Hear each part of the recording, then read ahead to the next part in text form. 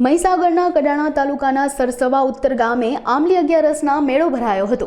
આ તહેવારના દિવસે પૂર્વ વડાપ્રધાન સ્વર્ગવાસી રાજીવ ગાંધીના માનમાં જાહેર મેળાનું આયોજન કરવામાં આવ્યું હતું। મેળામાં આસપાસના વિસ્તારોમાંથી બહોળી સંખ્યામાં લોકો ઉમટી પડ્યા હતા। હોળીના તહેવારને ગામના લોકો, આદિવાસી સમાજના લોકો ભેગા મળીને ગીતો ગાતા હોય છે। સૌથી મોટી ખાસિયત તો એ છે કે આંબલી અગિયારસના મેળામાં સૌથી વધારે માટીના વાસણોનું ખરીદવાનું વિશેષ મહત્વ છે। મેળામાં આવેલા લોકોમાં ભારે ઉત્સાહ જોવા મળ્યો હતો। ઉત્તર સરસવાના ગામે આ નીલકંઠેશ્વર મહાદેવનું આંબલી અગિયારસના દિવસે આ મેળો ભરાય છે અને આંબલી અગિયારસનું આ ક્ષત્રિયો અને તમામ સર્વ સમાજને આ બધાને આ તહેવાર ઉજવે છે। એ નિમિત્તે તે દિવસે આંબલી અગિયારસના દિવસે રાજીવ ગાંધી આ ગામે સરસવા ઉત્તરે આવેલા અને તે દિવસથી આ આંબલી અગિયારસનો મેળો પ્રખ્યાત થઈ ગયેલો છે। તેને દુકાનો મોટા પાયે પર આવે છે અને અહીંયા નીલકંઠેશ્વરમાં દુકાનો અને સમાજ બધા ટોટલી રાજસ્થાન અને ગુજરાતના માણસો એકઠા થાય છે। સરહદ ઉપર આવેલું હોવાના કારણે અહીં રાજસ્થાનના માણસો પણ એકઠા થાય છે, ગુજરાતના પણ થાય છે અને આ નિમિત્તે નીલકંઠેશ્વર મહાદેવના મંદિરના દર્શન કરે છે અને લોકો આ નિમિત્તે આંબલી અગિયારસના મેળાને વર્ષો વર્ષ પરંપરાગતથી ચાલુ રાખેલો છે। 1983 સાલથી આ મેળો ચાલુ છે। નવીન બાંધકામ કરીને આ મંદિર ટેકરા પર ત્યારનું આ બનાવેલું છે અને ત્યારથી આ મેળો પ્રખ્યાત છે આંબલી અગિયારસનો।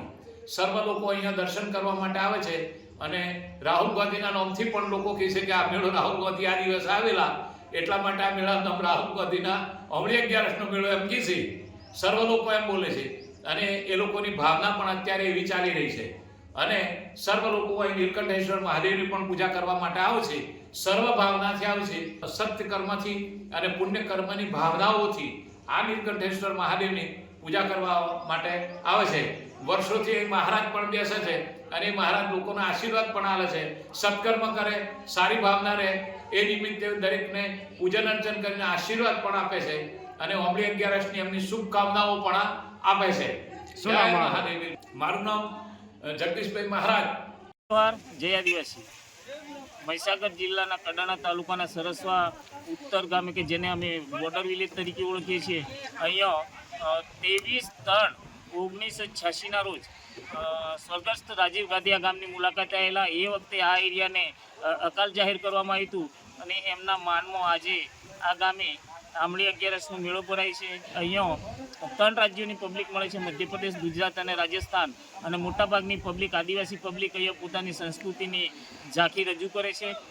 અમારા ગામ તરફથી અહીંયા અત્યારે પાણીની સુવિધા નથી, તો ગામ તરફથી પાણીની સુવિધા કરવામાં આવે છે અને સુરક્ષાકર્મી એમની સુરક્ષા પૂરી પાડે છે અને આજ દિવસ સુધી આ મેળાની અંદર કોઈ પણ પ્રકારનો ઇસ્યુ થયો નથી અને મોટા પાયે અહીંયા આંબલી અગિયારસનો 2 દિવસનો મેળો ભરાય છે અને ભવિષ્યમાં આ મેળાનું મોટું સ્વરૂપ થાય અને 2-3 દિવસનો પ્રશાસન દ્વારા મંજૂરી આપવામાં આવે અને આ રીતે મેળો અમારો અહીંયા અવિરત ચાલુ રહે એવી શુભેચ્છાઓ અને ગામ વતી આપ સૌને જોહાર બધાય। જય જોહાર, જય આદિવાસી। મહીસાગર જિલ્લાના કડાણા તાલુકાના સરસવા ઉત્તર ગામ છે અને આ ગામે આજ રોજ મેળો ભરાય છે।